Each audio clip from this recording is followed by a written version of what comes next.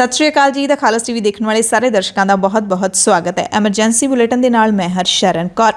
Bulletin के ਤੁਹਾਨੂੰ ਅੱਜ ਦੀਆਂ यानी कि ਐਤਵਾਰ ਦੀਆਂ ਪੰਜਾਬ भारत ਤੇ दुनिया भर ਦੀਆਂ ਸਾਰੀਆਂ ਵੱਡੀਆਂ ਖਬਰਾਂ ਦੱਸਾਂਗੇ। ਮੀਂਹ ਨੇ ਕਿਸਾਨਾਂ ਦੇ ਕੀ ਹਾਲਾਤ ਕਰ ਰੱਖੇ ਨੇ, ਮਹਿੰਗਾਈ ਨੇ ਕਿਵੇਂ ਲੱਕ ਤੋੜ ਦਿੱਤਾ ਹੈ, ਕਾਂਗਰਸ ਦੇ ਕਾਟੋ ਕਲੇਸ਼ ਦੇ ਵਿੱਚ ਕੀ ਚੱਲ ਰਿਹਾ ਹੈ ਅਤੇ ਭਾਰਤ ਅਤੇ ਦੁਨੀਆ ਦੀਆਂ ਹੋਰ ਵੱਡੀਆਂ ਖਬਰਾਂ ਕਿਹੜੀਆਂ ਨੇ, ਸਾਰੀਆਂ ਇਸ ਬੁਲੇਟਿਨ ਦੇ ਵਿੱਚ ਤੁਹਾਨੂੰ ਦੱਸਾਂਗੇ। ਸ਼ੁਰੂਆਤ ਪੰਜਾਬ ਤੋਂ ਕਰਾਂਗੇ ਤੇ ਸਭ ਤੋਂ ਪਹਿਲਾਂ ਗੱਲ ਕਿਸਾਨਾਂ ਦੀ ਹੀ ਕਰਾਂਗੇ, ਕਿਉਂਕਿ ਬੇਮੌਸਮੀ ਬਰਫ਼ਬਾਰੀ ਤੇ ਬੇਮੌਸਮਾ ਮੀਂਹ ਜਿਹੜਾ ਪੈ ਰਿਹਾ ਹੈ ਉਸਨੇ ਕਿਸਾਨਾਂ ਨੂੰ ਪੂਰੀ ਤਰ੍ਹਾਂ ਦੇ ਨਾਲ ਜਿਹੜਾ ਹੈਗਾ ਝੰਬ ਕੇ ਰੱਖ ਦਿੱਤਾ ਹੈ। ਕਸ਼ਮੀਰ ਦੇ ਵਿੱਚ ਬੇਮੌਸਮੀ ਬਰਫ਼ਬਾਰੀ, ਪੰਜਾਬ ਦੇ ਵਿੱਚ ਬੇਮੌਸਮੀ ਮੀਂਹ ਤੇ ਗੜੇ, ਜਿਹਦੇ ਨਾਲ ਕਿਸਾਨਾਂ ਦੀ ਮਹੀਨਿਆਂ ਦੀ ਮਿਹਨਤ ਬਰਬਾਦ ਹੋ ਗਈ ਹੈ। ਰੱਬ ਜਾਣੇ ਕੀ ਹੋ ਰਿਹਾ ਹੈ। ਕਿਸਾਨਾਂ ਦੀ ਨਾ ਸਾਰ ਸਰਕਾਰ ਲੈਂਦੀ ਹੈ ਤੇ ਇਸ ਵਾਰੀ ਤਾਂ ਕੁਦਰਤ ਨੇ ਵੀ ਗਿਣ ਕੇ ਸ਼ਾਇਦ ਬਦਲੇ ਲੈ ਲਏ ਨੇ। ਨਰਮੇ ਵਾਲੇ ਕਿਸਾਨ ਤਾਂ ਪਹਿਲਾਂ ਹੀ ਬਰਬਾਦ ਕਰ ਦਿੱਤੇ ਨੇ ਗੁਲਾਬੀ ਸੁੰਡੀ ਦੇ ਕਹਿਰ ਨੇ। ਗੁਲਾਬੀ ਸੁੰਡੀ ਕਿੱਥੋਂ ਆਈ, ਕਿਹੜਾ ਇਹ ਹਮਲਾ ਹੈ ਗੁਲਾਬੀ ਸੁੰਡੀ ਦਾ, ਕਿਵੇਂ ਇਸ ਨੇ ਜਿਹੜਾ ਹੈਗਾ ਕਿਸਾਨਾਂ ਦੇ ਟਿੰਡਿਆਂ ਦੇ ਵਿੱਚ, ਨਰਮੇ ਦੇ ਟਿੰਡਿਆਂ ਦੇ ਵਿੱਚ ਵੜ ਕੇ ਸਾਰੇ ਨਰਮੇ ਨੂੰ ਖਰਾਬ ਕਰ ਦਿੱਤਾ ਹੈ, ਇਸ ਬਾਰੇ ਕੋਈ ਜਾਂਚ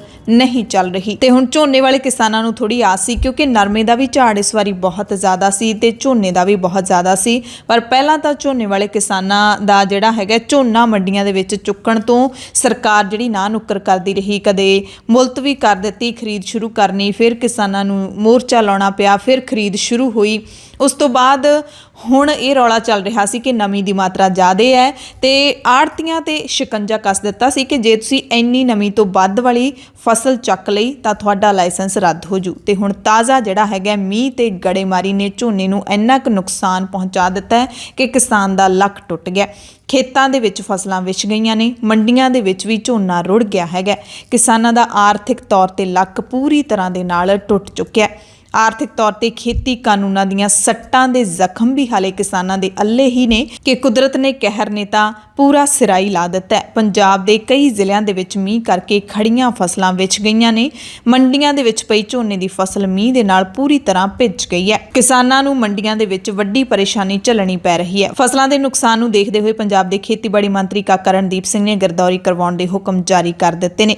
ਪਰ ਜੇ ਹਕੀਕਤ ਦੇਖ ਲਈਏ ਤਾਂ ਪਹਿਲਾਂ ਨਰਮੇ ਵਾਲੇ ਕਿਸਾਨਾਂ ਦੀ ਗਿਰਦੌਰੀ ਹਾਲੇ ਵੀ ਮੁਕੰਮਲ ਨਹੀਂ ਹੋਈ ਹੈ। ਉਹਨਾਂ ਦੇ ਖੇਤਾਂ ਦੀ ਗਿਰਦੌਰੀ ਜਿਹੜੀ ਦੁਬਾਰਾ ਕਰਵਾਉਣ ਦੇ ਮੁੱਖ ਮੰਤਰੀ ਚੰਨੀ ਨੇ ਹੁਕਮ ਚਾੜ ਦਿੱਤੇ ਸੀ। ਹਾਲਾਂਕਿ ਹੁਣ ਦੁਬਾਰਾ ਫਿਰ ਕਹਿ ਦਿੱਤਾ ਕਿ 29 ਅਕਤੂਬਰ ਤੱਕ ਹਰ ਹਾਲਤ ਵਿੱਚ ਰਿਪੋਰਟ ਦਿਓ ਤਾਂ ਕਿ ਦੀਵਾਲੀ ਤੋਂ ਪਹਿਲਾਂ ਮੁਆਵਜ਼ਾ ਦਿੱਤਾ ਜਾ ਸਕੇ। ਤੇ ਹੁਣ ਝੋਨੇ ਵਾਲੇ ਕਿਸਾਨਾਂ ਨੇ ਸਰਕਾਰ ਦੀ ਮੁਸ਼ਕਿਲ ਜ਼ਰੂਰ ਵਧਾ ਦਿੱਤੀ ਹੈ, ਕਿਉਂਕਿ ਇਹ ਕੁਦਰਤ ਦਾ ਕਹਿਰ ਹੈ। ਇਹਦੇ ਵਿੱਚ ਸਰਕਾਰ ਦੀ ਕੋਈ ਗਲਤੀ ਨਹੀਂ ਹੈ। ਸਰਕਾਰ ਦਾ ਸਿਰਫ ਇੰਨਾ ਫਰਜ਼ ਹੁੰਦਾ ਹੈ ਕਿ ਜਿਹੜਾ ਤੁਸੀਂ ਜਿਹੜਾ ਬਜਟ ਰੱਖਿਆ ਹੈ ਪੰਜਾਬ ਦੇ ਖਜ਼ਾਨੇ ਦੇ ਵਿੱਚ, ਜਿਹੜੀ ਰਾਸ਼ੀ ਕਿਸਾਨਾਂ ਦੇ ਲਈ ਫਿਕਸ ਰੱਖੀ ਹੈ ਉਹਨੂੰ ਤੁਸੀਂ ਜਲਦੀ ਜਿਹੜਾ ਹੈਗਾ ਰਿਲੀਜ਼ ਕਰੋ, ਕਿਸਾਨਾਂ ਨੂੰ ਦਿਓ। ਜਦੋਂ ਇਹੋ ਜਿਹੀ ਕੁਦਰਤੀ ਆਫਤ ਆਉਂਦੀ ਹੈ ਉਦੋਂ ਕਿਸਾਨਾਂ ਦੀ ਬਾਂਹ ਹੈ ਜਿਹੜੀ ਉਹ ਸਰਕਾਰ ਨੇ ਫੜਨੀ ਹੁੰਦੀ ਹੈ। ਮੀਂਹ ਦੀ ਗੱਲ ਕਰ ਲਈਏ ਤਾਂ ਪੰਜਾਬ ਦੇ ਵਿੱਚ ਅਕਤੂਬਰ ਦੌਰਾਨ ਪਿਛਲੇ ਸਾਲ ਨਾਲੋਂ 108% ਵੱਧ ਮੀਂਹ ਪਿਆ ਹੈ। ਸਭ ਤੋਂ ਵੱਧ ਉੱਤਰਾਖੰਡ ਦੇ ਵਿੱਚ 546% ਪਿਆ ਅਕਤੂਬਰ ਦੇ ਮਹੀਨੇ ਵਿੱਚ, ਯਾਨੀ ਕਿ ਪਿਛਲੇ ਸਾਲ ਨਾਲੋਂ 546% ਵੱਧ। ਦਿੱਲੀ ਦੇ ਵਿੱਚ 234% ਮੀਂਹ ਵੱਧ ਪਿਆ ਹੈ। ਮੰਡੀਆਂ ਦੇ ਵਿੱਚ ਫਸਲ ਦਾ ਦੂਸਰਾ ਹਿੱਸਾ ਹਾਲੇ ਲਿਫਟਿੰਗ ਹੋਣਾ ਬਾਕੀ ਹੈ। ਲੇਬਰ ਤੇ ਟਰਾਂਸਪੋਰਟ ਦਾ ਵੀ ਸੰਕਟ ਬਣਿਆ ਹੋਇਆ ਹੈ। ਫਸਲ ਦੇ ਵਿੱਚ ਮੀਂਹ ਕਾਰਨ ਨਮੀ ਵਧਣ ਦਾ ਡਰ ਨਹੀਂ, ਵੱਧ ਹੀ ਜਾਏਗੀ। ਇਹਦੇ ਨਾਲ ਖਰੀਦ ਪ੍ਰਭਾਵਿਤ ਹੋਏਗੀ, ਇਹਦੇ ਵਿੱਚ ਕੋਈ ਸ਼ੱਕ ਨਹੀਂ ਹੈ। ਜਿੱਥੇ ਗੜੇਮਾਰੀ ਕਰਕੇ ਬਹੁਤ ਨੁਕਸਾਨ ਹੋਇਆ ਉਹ ਹੈ ਗੁਰਦਾਸਪੁਰ ਦਾ ਡੇਰਾ ਬਾਬਾ ਨਾਨਕ। ਗੁਰਦਾਸਪੁਰ ਦੇ ਵਿੱਚ ਸਭ ਤੋਂ ਵੱਧ ਕਿਸਾਨਾਂ ਨੂੰ ਗੜੇਮਾਰੀ ਦੀ ਮਾਰ ਝੱਲਣੀ ਪਈ ਹੈ। ਇਸ ਦੇ ਨਾਲ ਹੀ ਪਿੰਡ ਮੱਤੇ ਨੰਗਲ, ਸੁਧਾਰ, ਮਾਕੋਵਾਲ, ਜੱਸੜ, ਥੋਬਾ, ਮੱਧੂ ਛਾਗਾ, ਅਜਨਾਲਾ, ਇੱਥੇ ਗੜੇਮਾਰੀ ਨੇ ਕਿਸਾਨਾਂ ਨੂੰ ਪੂਰੀ ਤਰ੍ਹਾਂ ਦੇ ਨਾਲ ਬਰਬਾਦ ਕਰ ਦਿੱਤਾ ਹੈ। ਗੁਰਦਾਸਪੁਰ ਦੇ ਡੇਰਾ ਬਾਬਾ ਨਾਨਕ ਦੇ ਨਾਲ ਗੋਇੰਦਵਾਲ ਸਾਹਿਬ ਦੇ ਵਿੱਚ ਵੀ 2 ਘੰਟੇ ਗੜੇਮਾਰੀ ਹੋਈ। ਦੇਰ ਰਾਤ ਤੱਕ ਮੀਂਹ ਪੈਂਦਾ ਰਿਹਾ। ਫਿਰੋਜ਼ਪੁਰ, ਲੁਧਿਆਣਾ, ਬਠਿੰਡਾ, ਸੰਗਰੂਰ, ਹੋਰ ਸ਼ਹਿਰਾਂ ਦੇ ਵਿੱਚ ਲਗਾਤਾਰ ਮੀਂਹ ਪੈ ਰਿਹਾ ਹੈ। ਮਾਨਸਾ ਵੀ ਜਿਹੜਾ ਹੈਗਾ ਸੁੱਕਾ ਨਹੀਂ ਰਿਹਾ ਮੀਂਹ ਤੋਂ। ਰਾਤ ਨੂੰ ਪੂਰਾ ਮੀਂਹ ਪਿਆ। ਜਲੰਧਰ, ਕਪੂਰਥਲਾ, ਸੁਲਤਾਨਪੁਰ ਲੋਧੀ, ਇੱਥੇ ਭਾਰੀ ਮੀਂਹ ਲਗਾਤਾਰ ਪੈ ਰਿਹਾ ਹੈ। ਯਾਨੀ ਕਿ ਜਿਹੜੀ ਸ਼ਨੀਵਾਰ ਦੀ ਰਾਤ ਹੈ, ਸ਼ਨੀਵਾਰ ਦੀ ਰਾਤ ਨੂੰ ਮੀਂਹ ਪੈਣਾ ਸ਼ੁਰੂ ਹੋ ਗਿਆ ਸੀ। ਪੂਰਾ ਐਤਵਾਰ ਦਾ ਦਿਨ ਤੇ ਐਤਵਾਰ ਦੀ ਰਾਤ ਜਿਹੜਾ ਹੈਗਾ ਬੱਦਲਵਾਈ ਤੋਂ ਬਾਅਦ ਮੀਂਹ ਲਗਾਤਾਰ, ਬਿਜਲੀ ਕੜਕ ਰਹੀ ਹੈ, ਗੜੇਮਾਰੀ ਪੈ ਰਹੀ ਹੈ ਤੇ ਕਿਸਾਨਾਂ ਦਾ ਜਿਉਣਾ ਦੁੱਭਰ ਹੋਇਆ ਪਿਆ। ਤੇ ਦੂਸਰੇ ਪਾਸੇ ਠੰਡ ਹੈ ਜਿਹੜੀ ਉਹ ਹੁਣ ਇੱਕਦਮ ਵਧਣ ਦੇ ਪੂਰੇ ਆਸਾਰ ਬਣ ਗਏ ਨੇ, ਕਿਉਂਕਿ ਲੋਕਾਂ ਦੇ ਏਸੀ ਤਾਂ ਥੋੜ੍ਹੇ ਦਿਨ ਪਹਿਲਾਂ ਹੀ ਬੰਦ ਹੋ ਚੁੱਕੇ ਸੀ ਤੇ ਪੱਖੇ ਵੀ ਇੱਕਦਮ ਬੰਦ ਹੋ ਗਏ ਨੇ ਤੇ ਕੰਬਲ ਮੈਨੂੰ ਲੱਗਦਾ ਹੁਣ ਕੱਢਣੇ ਪੈਣਗੇ। ਠੰਡ ਦੇ ਜਿਹੜੇ ਅਸਾਰ ਨੇ ਜਲਦੀ ਆਉਣ ਦੇ ਬਣ ਗਏ ਨੇ। ਹਾਲਾਂਕਿ ਦੀਵਾਲੀ ਵੇਲੇ ਤੱਕ ਪਹਿਲਾਂ ਵਾਲੇ ਸਮਿਆਂ ਦੇ ਵਿੱਚ ਹੁੰਦਾ ਸੀ ਕਿ ਠੰਡ ਆ ਜਾਂਦੀ ਹੁੰਦੀ ਸੀ ਪੂਰੀ, ਪਰ ਗਲੋਬਲ ਵਾਰਮਿੰਗ ਕਰਕੇ ਜਿਹੜਾ ਹੈਗਾ ਮੌਸਮ ਦੇ ਵਿੱਚ ਤਬਦੀਲੀਆਂ ਦੇਖਣ ਨੂੰ ਮਿਲ ਰਹੀਆਂ ਨੇ। ਸਰਹੱਦੀ ਜ਼ਿਲ੍ਹਾ ਫਾਜ਼ਿਲਕਾ ਦੀ ਗੱਲ ਕਰ ਲਈਏ ਤਾਂ ਬਾਰਡਰ ਪੱਟੀ ਏਰੀਏ ਦੇ ਦਰਜਨਾਂ ਪਿੰਡਾਂ ਵਿੱਚ ਹਜ਼ਾਰਾਂ ਏਕੜ ਜ਼ਮੀਨ 'ਚ ਗੜੇਮਾਰੀ ਨਾਲ ਕਿਸਾਨਾਂ ਦਾ ਨੁਕਸਾਨ ਹੋਇਆ ਹੈ। 90% ਝੋਨਾ ਗੜੇਮਾਰੀ ਕਾਰਨ ਇੱਥੇ ਤਬਾਹ ਹੋਣ ਦੀ ਖਬਰ ਮਿਲ ਰਹੀ ਹੈ। ਲਹਿਰਾ ਗਾਗਾ ਇਲਾਕੇ ਵਿੱਚ ਗੁਲਾਬੀ ਸੁੰਡੀ ਕਰਕੇ ਨਰਮਾ, ਘੁੰਡ ਸੁੰਡੀ ਕਰਕੇ ਬਾਸਮਤੀ ਦੇ ਝਾੜ ਤੇ ਮਾਰੂ ਅਸਰ ਪਿਆ ਤੇ ਹੁਣ ਜਿਹੜਾ ਮੀਂਹ ਪਿਆ ਉਹਦੇ ਨਾਲ ਤਾਂ ਕਿਸਾਨਾਂ ਦੀਆਂ ਜਿਹੜੀਆਂ ਮੱਥੇ ਦੀਆਂ ਲਕੀਰਾਂ ਸੀ ਚਿੰਤਾ ਵਾਲੀਆਂ ਉਹ ਹੋਰ ਡੂੰਘੀਆਂ ਹੋ ਗਈਆਂ ਨੇ ਤੇ ਕਿਸਾਨ ਸਿਰਫ ਤੇ ਸਿਰਫ ਹੁਣ ਇੱਕ ਗੱਲ ਕਰ ਰਿਹਾ, ਉਹ ਹੈ ਅਰਦਾਸ। ਰੱਬ ਦੇ ਮੂਹਰੇ ਅਰਦਾਸ ਕਰ ਰਿਹਾ ਕਿ ਰੱਬਾ ਤੂੰ ਤਾਂ ਨਾ ਸਾਨੂੰ ਤੜਫਾ, ਸਰਕਾਰ ਤਾਂ ਹੈ ਜਿਹੋ ਜਿਹੀ ਹੈ। ਭਵਾਨੀਗੜ੍ਹ ਦੇ ਵਿੱਚ ਵੀ ਜ਼ੋਰਦਾਰ ਮੀਂਹ ਪਿਆ, ਕਿਸਾਨਾਂ ਦੇ ਸਾਹ ਸੁੱਤੇ ਗਏ ਨੇ। ਵੱਡਾ ਨੁਕਸਾਨ ਹੋਇਆ ਇੱਥੇ ਵੀ ਅਨਾਜ ਮੰਡੀ ਵਿੱਚ ਵਿਕਣ ਗਏ ਝੋਨੇ ਦਾ, ਕਿਉਂਕਿ ਝੋਨੇ ਦੀਆਂ ਢੇਰੀਆਂ ਦੇ ਹੇਠਾਂ ਪਾਣੀ ਭਰ ਗਿਆ ਤੇ ਕਾਫੀ ਝੋਨਾ ਜਿਹੜਾ ਪਾਣੀ ਦੇ ਵਿੱਚ ਰੁੜ ਵੀ ਗਿਆ ਹੈ। ਸਮਰਾਲਾ ਦੇ ਵਿੱਚ ਵੀ ਵੱਡਾ ਨੁਕਸਾਨ ਕਿਸਾਨਾਂ ਦਾ ਹੋਇਆ ਤੇ ਮੌਸਮ ਦੇ ਇਸ ਕਹਿਰ ਤੋਂ ਬਾਅਦ ਕਿਸਾਨ ਲੀਡਰ ਬਲਵੀਰ ਸਿੰਘ ਰਾਜੇਵਾਲ ਨੇ ਕੇਂਦਰ ਸਰਕਾਰ ਨੂੰ ਕਿਹਾ ਹੈ ਕਿ ਮੋਦੀ ਸਰਕਾਰ ਨੂੰ ਮੀਂਹ ਕਾਰਨ ਹੋਏ ਫਸਲਾਂ ਦੇ ਭਾਰੀ ਨੁਕਸਾਨ ਨੂੰ ਕੌਮੀ ਨੁਕਸਾਨ ਐਲਾਨ ਕੇ ਕਿਸਾਨਾਂ ਨੂੰ ਤੁਰੰਤ ਮੁਆਵਜ਼ਾ ਦੇਣਾ ਚਾਹੀਦਾ ਹੈ। ਇਹ ਕੌਮੀ ਨੁਕਸਾਨ ਹੈ ਕਿਉਂਕਿ ਕਿਸਾਨਾਂ ਦਾ ਨੁਕਸਾਨ ਹੈ। ਰਾਜੇਵਾਲ ਨੇ ਕਿਹਾ ਕਿ ਪੰਜਾਬ 'ਚ ਝੋਨੇ ਦੀ ਕੁੱਲ ਪੈਦਾਵਾਰ ਕਰੀਬ 185 ਲੱਖ ਮੀਟ੍ਰਿਕ ਟਨ ਫਸਲ ਦੇ ਵਿੱਚੋਂ ਸਿਰਫ ਤੀਜਾ ਹਿੱਸਾ 65 ਲੱਖ ਮੀਟ੍ਰਿਕ ਟਨ ਫਸਲ ਦੀ ਹੀ ਖਰੀਦ ਹੋਈ ਹੈ, ਜਦਕਿ ਖੇਤਾਂ ਵਿੱਚ ਪੱਕ ਕੇ ਤਿਆਰ ਖੜੀ ਕਰੀਬ 120 ਲੱਖ ਮੀਟ੍ਰਿਕ ਟਨ ਫਸਲ ਪੂਰੀ ਤਰ੍ਹਾਂ ਦੇ ਨਾਲ ਨੁਕਸਾਨੀ ਗਈ ਹੈ। ਰਾਜੇਵਾਲ ਨੇ ਕਿਹਾ ਕਿ ਭਾਰੀ ਮੀਂਹ ਕਾਰਨ ਗੜੇਮਾਰੀ ਕਾਰਨ ਫਸਲਾਂ ਜਿਹੜੀਆਂ ਨੇ ਉਹ ਝੰਬੀਆਂ ਗਈਆਂ ਨੇ, ਤਿਆਰ ਖੜੀਆਂ ਫਸਲਾਂ ਡਿੱਗ ਪਈਆਂ ਨੇ, 100% ਨੁਕਸਾਨ ਹੋਇਆ। ਕਿਸਾਨਾਂ ਨੂੰ ਪ੍ਰਤੀ ਏਕੜ 60,000 ਰੁਪਏ ਦੀ ਫਸਲ ਦਾ ਵੱਡਾ ਨੁਕਸਾਨ ਹੋਇਆ ਤੇ ਇਹ ਕਿਸਾਨਾਂ ਦੀ ਵੱਡੀ ਤਬਾਹੀ ਹੈ। ਦੇਸ਼ ਦੇ ਲਈ ਅੰਨ ਉਗਾਉਣ ਵਾਲੇ, ਅੰਨ ਪੈਦਾ ਕਰਨ ਵਾਲੇ ਕਿਸਾਨਾਂ ਨੂੰ ਬਚਾਉਣ ਲਈ ਮੋਦੀ ਸਰਕਾਰ ਨੂੰ ਤੁਰੰਤ ਕੁਦਰਤੀ ਆਫਤ ਫੰਡ ਦੇ ਪੁਰਾਣੇ ਪੈਮਾਨੇ ਵਿੱਚ ਤਬਦੀਲੀ ਕਰਕੇ ਪ੍ਰਤੀ ਏਕੜ ਨੁਕਸਾਨ ਦੀ ਰਾਸ਼ੀ 12,000 ਰੁਪਏ ਤੋਂ ਵਧਾ ਕੇ 60,000 ਰੁਪਏ ਪ੍ਰਤੀ ਏਕੜ ਕਰਨੀ ਚਾਹੀਦੀ ਹੈ ਤੇ ਕਿਸਾਨਾਂ ਲਈ ਰਾਹਤ ਪੈਕੇਜ ਦਾ ਵੱਖਰਾ ਐਲਾਨ ਕਰਨਾ ਚਾਹੀਦਾ ਹੈ। ਰਾਜੇਵਾਲ ਨੇ ਮੰਗ ਕੀਤੀ ਹੈ ਕਿ ਮੋਦੀ ਸਰਕਾਰ ਤੇ ਪੰਜਾਬ ਸਰਕਾਰ ਦੋਵਾਂ ਸਰਕਾਰਾਂ ਨੂੰ ਕਿਸਾਨਾਂ ਦੇ ਪ੍ਰਤੀ ਪੂਰੀ ਇਮਾਨਦਾਰੀ ਦਿਖਾਉਂਦਿਆਂ ਹੋਇਆਂ ਇਸ ਨੁਕਸਾਨ ਦੇ ਲਈ ਸਪੈਸ਼ਲ ਗਿਰਦੌਰੀ ਤੇ ਨਾਲੋਂ ਨਾਲ ਮੁਆਵਜ਼ਾ ਰਾਸ਼ੀ ਦੀ ਵੰਡ ਲਈ ਫੈਸਲਾ ਲੈਣਾ ਚਾਹੀਦਾ ਹੈ। ਰਾਜੇਵਾਲ ਨੇ ਇਹ ਵੀ ਦੱਸਿਆ ਕਿ ਕਿਸਾਨਾਂ ਨੂੰ ਹੁਣ ਮੁਸ਼ਕਿਲਾਂ ਕਿਹੜੀਆਂ ਆਉਣਗੀਆਂ। ਪੱਕੀਆਂ ਫਸਲਾਂ ਨੂੰ ਖੇਤਾਂ ਵਿੱਚ ਖੜੇ ਮੀਂਹ ਦੇ ਪਾਣੀ ਚੋਂ ਬਾਹਰ ਕੱਢਣ ਲਈ ਕਿਸਾਨਾਂ ਨੂੰ ਹੁਣ ਵੱਡੀ ਜਹਿਦ ਕਰਨੀ ਪਵੇਗੀ। ਹਾਲੇ ਵੀ ਕਹਿੰਦੇ ਮੌਸਮ ਦੀ ਕਰੋਪੀ ਦਾ ਕੋਈ ਪਤਾ ਨਹੀਂ ਕਿ ਹੋਰ ਕਿੰਨਾ ਨੁਕਸਾਨ ਇਹ ਕਰ ਸਕਦਾ ਹੈ ਕਿਉਂਕਿ ਮੀਂਹ ਲਗਾਤਾਰ ਪੈ ਰਿਹਾ ਹੈ। ਕਿਸਾਨ ਮਜ਼ਦੂਰ ਸੰਘਰਸ਼ ਕਮੇਟੀ ਦੇ ਸੂਬਾ ਜਨਰਲ ਸਕੱਤਰ ਸਰਵਣ ਸਿੰਘ ਪੰਧੇਰ ਨੇ ਵੀ ਮੰਗ ਕੀਤੀ ਹੈ ਕਿ ਪੰਜਾਬ ਸਰਕਾਰ ਵਿਸ਼ੇਸ਼ ਗਿਰਦੌਰੀ ਕਰਵਾ ਕੇ ਮੀਂਹ ਨਾਲ ਨੁਕਸਾਨੀਆਂ ਫਸਲਾਂ ਦਾ 50,000 ਰੁਪਏ ਪ੍ਰਤੀ ਏਕੜ ਦੇ ਨਾਲ ਮੁਆਵਜ਼ਾ ਦੇਵੇ ਤੇ ਨਾਲ ਹੀ ਜਿਹੜਾ ਖਰਾਬ ਹੋਇਆ ਨਰਮਾ ਤੇ ਕਪਾਹ ਹੈ ਉਹਨਾਂ ਕਿਸਾਨਾਂ ਨੂੰ 60,000 ਰੁਪਏ ਪ੍ਰਤੀ ਏਕੜ ਤੇ ਮਜ਼ਦੂਰਾਂ ਨੂੰ 30,000 ਰੁਪਏ ਪ੍ਰਤੀ ਏਕੜ ਦੇ ਨਾਲ ਮੁਆਵਜ਼ਾ ਦਿੱਤਾ ਜਾਵੇ ਤੇ ਨਾਲ ਹੀ ਜੋ ਮੰਡੀਆਂ ਦੇ ਵਿੱਚ ਕਿਸਾਨਾਂ ਨੂੰ ਮੁਸ਼ਕਲਾਂ ਆ ਰਹੀਆਂ ਨੇ ਉਹਨਾਂ ਦਾ ਵੀ ਨਿਬੇੜਾ ਕਰਨ ਦੀ ਮੰਗ ਕੀਤੀ ਹੈ। ਸਰਵਣ ਸਿੰਘ ਪੰਧੇਰ ਨੇ ਪੰਜਾਬ ਦੇ ਵਿੱਚ ਬਲੈਕ ਜਿਹੜੀ DAP ਖਾਦ ਵਿਕ ਰਹੀ ਹੈ ਉਹਦਾ ਵੀ ਮੁੱਦਾ ਚੁੱਕਿਆ ਹੈ ਤੇ ਇਹਨਾਂ ਮੰਗਾਂ ਨੂੰ ਲੈ ਕੇ ਕਿਸਾਨ ਮਜ਼ਦੂਰ ਸੰਘਰਸ਼ ਕਮੇਟੀ ਦੀ ਅਗਵਾਈ ਦੇ ਵਿੱਚ ਪੂਰੇ ਪੰਜਾਬ ਦੇ DC ਦਫ਼ਤਰਾਂ ਦੇ ਘਿਰਾਓ ਕੀਤੇ ਜਾਣਗੇ 26 ਅਕਤੂਬਰ ਨੂੰ ਦਿੱਲੀ ਮੋਰਚੇ ਦੇ 11 ਮਹੀਨੇ ਪੂਰੇ ਹੋ ਗਏ ਨੇ ਤੇ ਇਸ ਦਿਨ ਯੂਪੀ ਦੇ ਲਖੀਮਪੁਰ ਖੀਰੀ ਦੀ ਜਿਹੜੀ ਘਟਨਾ ਵਾਪਰੀ ਹੈ ਉਸ ਦੇ ਦੋਸ਼ੀਆਂ ਨੂੰ ਸਜ਼ਾ ਦਿਵਾਉਣ ਤੇ ਹੋਰ ਮਸਲਿਆਂ ਨੂੰ ਲੈ ਕੇ ਵੀ ਦੇਸ਼ ਭਰ ਦੇ ਵਿੱਚ ਜਿਹੜਾ ਹੈਗਾ ਮੋਰਚੇ ਲਾਏ ਜਾਣਗੇ, ਧਰਨੇ ਦਿੱਤੇ ਜਾਣਗੇ। ਇਹ ਸੰਯੁਕਤ ਕਿਸਾਨ ਮੋਰਚੇ ਦਾ ਐਲਾਨ ਹੈ ਤੇ ਕਿਸਾਨ ਮਜ਼ਦੂਰ ਸੰਘਰਸ਼ ਕਮੇਟੀ ਨੇ ਮੋਰਚੇ ਦੇ ਇਸ ਐਲਾਨ ਨੂੰ ਪੂਰ ਚੜਾਉਣ ਦਾ ਬਿਆਨ ਦਿੱਤਾ ਹੈ। ਮੈਂ ਸਰਵਣ ਸਿੰਘ ਪੰਧੇਰ ਕਿਸਾਨ ਮਜ਼ਦੂਰ ਸੰਘਰਸ਼ ਕਮੇਟੀ ਦਾ ਸੂਬਾ ਜਨਰਲ ਸਕੱਤਰ ਬੋਲਦਾ ਜੀ। ਲਖੀਮਪੁਰ ਖੀਰੀ ਦੇ ਵਿੱਚ ਜਿਵੇਂ ਕਿਸਾਨਾਂ ਤੇ ਗੱਡੀ ਚੜਾਈ ਗਈ ਤੇ ਉਹਦੇ ਪ੍ਰਮੁੱਖ ਦੋਸ਼ੀ ਕੇਂਦਰੀ ਗ੍ਰਹਿ ਰਾਜ ਮੰਤਰੀ ਅਜੇ ਮਿਸ਼ਰਾ, ਅਜੇ ਤੱਕ ਨਾ ਤਾਂ ਉਹਨਾਂ ਨੂੰ ਅਹੁਦੇ ਤੋਂ ਬਰਖਾਸਤ ਕੀਤਾ, ਨਾ ਉਹਨਾਂ ਦੀ 120(b) ਦੇ ਵਿੱਚ ਗ੍ਰਿਫਤਾਰੀ ਹੋਈ ਆ। ਉਹਨਾਂ ਦੀ ਗ੍ਰਿਫਤਾਰੀ ਲਈ ਖੇਤੀ ਕਾਨੂੰਨ, MSP ਦਾ ਗਰੰਟੀ ਕਾਨੂੰਨ ਅਤੇ ਆਦਿ ਮੰਗਾਂ ਨੂੰ ਲੈ ਕੇ, ਕੇਂਦਰ ਤੇ ਪੰਜਾਬ ਵਾਲੀਆਂ ਮੰਗਾਂ ਨੂੰ ਲੈ ਕੇ ਕਿਸਾਨ ਮਜ਼ਦੂਰ ਸੰਘਰਸ਼ ਕਮੇਟੀ ਪੰਜਾਬ 11 ਅਕਤੂਬਰ ਨੂੰ ਜਿਹੜਾ ਵਾ ਪੂਰੇ ਪੰਜਾਬ ਦੇ DC ਦਫ਼ਤਰਾਂ 'ਚ ਵਿਸ਼ਾਲ ਵੱਡੇ ਜਿਹੜੇ DCਆਂ ਦੇ ਉਹ ਘਿਰਾਓ ਕਰੂਗੀ। ਔਰ ਕੇਂਦਰ ਜਿਵੇਂ ਲਗਾਤਾਰ ਪਿਛਲੇ 1.5 ਸਾਲ ਦੇ ਵਿੱਚ ਲਗਭਗ 36 ਤੋਂ 26 ਰੁਪਏ ਤੱਕ ਜਿਹੜਾ ਡੀਜ਼ਲ ਤੇ ਪੈਟਰੋਲ ਦੀਆਂ ਕੀਮਤਾਂ ਵਧਾਈਆਂ, ਇਹ ਮੰਗ ਵੀ ਮੁੱਖ ਰੂਪ ਵਿੱਚ ਚੱਕਾਂਗੇ। ਜੇ ਉਹਦੇ ਵਿੱਚ ਮਸਲਿਆਂ ਦੇ ਹੱਲ ਦਾ ਕੋਈ ਆਸ਼ਵਾਸਨ ਨਾ ਦਿੱਤਾ ਤਾਂ ਜਿਹੜਾ ਮੋਰਚਾ ਲੰਮਾ ਵੀ ਕੀਤਾ ਜਾ ਸਕਦਾ ਵਾ। ਸੋ ਇੱਕ ਦਿਨਾਂ ਧਰਨਾ ਅਸੀਂ 26 ਨੂੰ ਸ਼ੁਰੂ ਕਰਾਂਗੇ। ਦੇਖਾਂਗੇ ਸਰਕਾਰ ਪੰਜਾਬ ਦੇ ਮਸਲਿਆਂ ਤੇ ਕੀ ਆਸ਼ਵਾਸਨ ਦਿੰਦੀ ਆ। ਹਰਿਆਣਾ ਦੇ ਵਿੱਚ ਕਿਸਾਨਾਂ ਨੇ ਹਰਿਆਣਾ ਦੇ ਖੇਤੀਬਾੜੀ ਮੰਤਰੀ ਜੇਪੀ ਦਲਾਲ ਦਾ ਵਿਰੋਧ ਕੀਤਾ ਤਾਂ ਭਵਾਨੀ ਪੁਲਿਸ ਨੇ 30 ਤੋਂ ਵੱਧ ਕਿਸਾਨਾਂ ਨੂੰ ਹਿਰਾਸਤ ਦੇ ਵਿੱਚ ਲੈ ਲਿਆ। ਉਧਰ ਲਖੀਮਪੁਰ ਖੀਰੀ ਕਤਲकांड ਦੇ ਵਿੱਚ ਸ਼ਹੀਦ ਹੋਏ ਕਿਸਾਨਾਂ ਦੀਆਂ ਅਸਥੀਆਂ ਨੂੰ ਲੈ ਕੇ ਸ਼ਹੀਦ ਕਿਸਾਨ ਕਲਸ਼ ਯਾਤਰਾ ਜਿਹੜੀ ਉਹ ਕੱਢੀ ਜਾ ਰਹੀ ਹੈ। ਦੇਸ਼ ਭਰ ਦੇ ਵਿੱਚ ਕਿਸਾਨ ਇਹ ਯਾਤਰਾਵਾਂ ਕੱਢ ਰਹੇ ਨੇ। ਤਸਵੀਰਾਂ ਪੰਜਾਬ ਦੇ ਜ਼ਿਲ੍ਹਾ ਮਾਨਸਾ ਤੇ ਹਿਮਾਚਲ ਪ੍ਰਦੇਸ਼ ਦੇ ਪੌਂਟਾ ਸਾਹਿਬ ਦੀਆਂ ਨੇ। ਮਾਨਸਾ ਦੇ ਵਿੱਚ ਕਿਸਾਨਾਂ ਨੇ ਸ਼ਹੀਦ ਕਿਸਾਨਾਂ ਦੀ ਅਸਥੀ ਕਲਸ਼ ਯਾਤਰਾ ਕੱਢੀ ਅਤੇ ਹਿਮਾਚਲ ਪ੍ਰਦੇਸ਼ ਦੇ ਪੌਂਟਾ ਸਾਹਿਬ ਵਿੱਚ ਯਮਨਾ ਘਾਟ ਦੇ ਵਿੱਚ ਕਿਸਾਨਾਂ ਨੇ ਅਸਥੀਆਂ ਨੂੰ ਜਲ ਪ੍ਰਵਾਹ ਕੀਤਾ। ਪੰਜਾਬ ਦੇ ਵਿੱਚ ਜਿਹੜੇ ਵੀ ਲੋਕ ਵਾਹਨ ਚਲਾਉਂਦੇ ਨੇ, ਪੈਟਰੋਲ ਤੇ ਡੀਜ਼ਲ ਭਰਵਾਉਂਦੇ ਨੇ, ਉਹਨਾਂ ਦੇ ਲਈ ਬਹੁਤ ਹੀ ਜ਼ਰੂਰੀ ਖਬਰ ਹੈ ਕਿ ਪੰਜਾਬ ਦੇ ਵਿੱਚ ਹੁਣ ਸ਼ਾਮ 5 ਵਜੇ ਹੀ ਪੈਟਰੋਲ ਪੰਪ ਬੰਦ ਹੋ ਜਾਇਆ ਕਰਨਗੇ। ਸਰਕਾਰ ਤੇ ਤੇਲ ਕੰਪਨੀਆਂ ਦੇ ਵੱਲੋਂ ਕੋਈ ਰਾਹਤ ਨਾ ਮਿਲਣ ਕਰਕੇ ਭਾਰੀ ਆਰਥਿਕ ਸੰਕਟ ਵਿੱਚ ਘਿਰੇ ਪੈਟਰੋਲ ਪੰਪ ਮਾਲਕਾਂ ਨੇ ਆਪਣੇ ਖਰਚੇ ਘਟਾਉਣ ਦੇ ਲਈ ਸ਼ਾਮ 5 ਵਜੇ ਹੀ ਪੈਟਰੋਲ ਪੰਪ ਬੰਦ ਕਰਨ ਦਾ ਫੈਸਲਾ ਲਿਆ ਹੈ।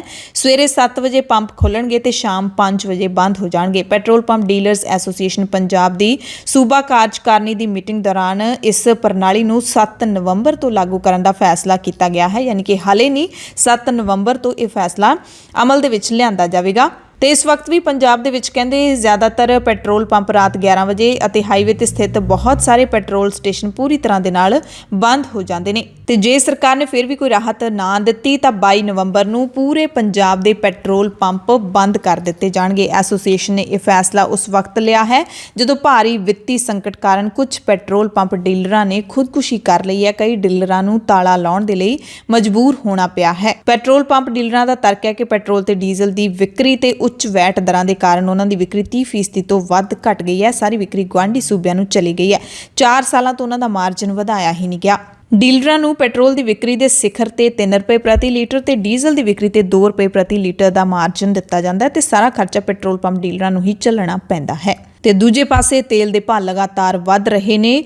5ਵੇਂ ਦਿਨ 35 ਪੈਸੇ ਪ੍ਰਤੀ ਲੀਟਰ ਪੈਟਰੋਲ ਤੇ ਡੀਜ਼ਲ ਦੇ ਭਾਅ ਦੇ ਵਿੱਚ ਵਾਧਾ ਕੀਤਾ ਗਿਆ ਹੈ ਤੇ 1.5 ਸਾਲਾਂ ਦੇ ਵਿੱਚ ਪੈਟਰੋਲ 36 ਰੁਪਏ ਤੇ ਡੀਜ਼ਲ ਪੂਰੇ ਦੇਸ਼ ਦੇ ਵਿੱਚ 27 ਰੁਪਏ ਪ੍ਰਤੀ ਲੀਟਰ ਮਹਿੰਗਾ ਹੋ ਗਿਆ। ਦੇਸ਼ ਦੇ ਸਾਰੇ ਵੱਡੇ ਤੇ ਮਸ਼ਹੂਰ ਸ਼ਹਿਰਾਂ ਦੇ ਵਿੱਚ ਪੈਟਰੋਲ ਹੈ ਜਿਹੜਾ 100 ਰੁਪਏ ਪ੍ਰਤੀ ਲੀਟਰ ਨੂੰ ਪਾਰ ਕਰ ਗਿਆ ਤੇ ਦਰਜਨ ਤੋਂ ਵੱਧ ਸੂਬਿਆਂ ਦੇ ਵਿੱਚ ਡੀਜ਼ਲ ਵੀ ਸੈਂਕੜਾ ਮਾਰ ਚੁੱਕਿਆ। ਸਰਕਾਰ ਦੇ ਵੱਲੋਂ 5 ਮਈ 2020 ਨੂੰ ਐਕਸਾਈਜ਼ ਡਿਊਟੀ ਵਧਾਉਣ ਦੇ ਕੀਤੇ ਫੈਸਲੇ ਤੋਂ ਬਾਅਦ ਪੈਟਰੋਲ ਦਾ ਭਾਅ ਪ੍ਰਤੀ ਲੀਟਰ 35 ਰੁਪਏ 98 ਪੈਸੇ ਵੱਧ ਚੁੱਕਿਆ ਹੈ, ਜਦਕਿ ਡੀਜ਼ਲ ਦਾ ਭਾਅ 26 ਰੁਪਏ 58 ਪੈਸੇ ਪ੍ਰਤੀ ਲੀਟਰ ਵਧਿਆ ਹੈ।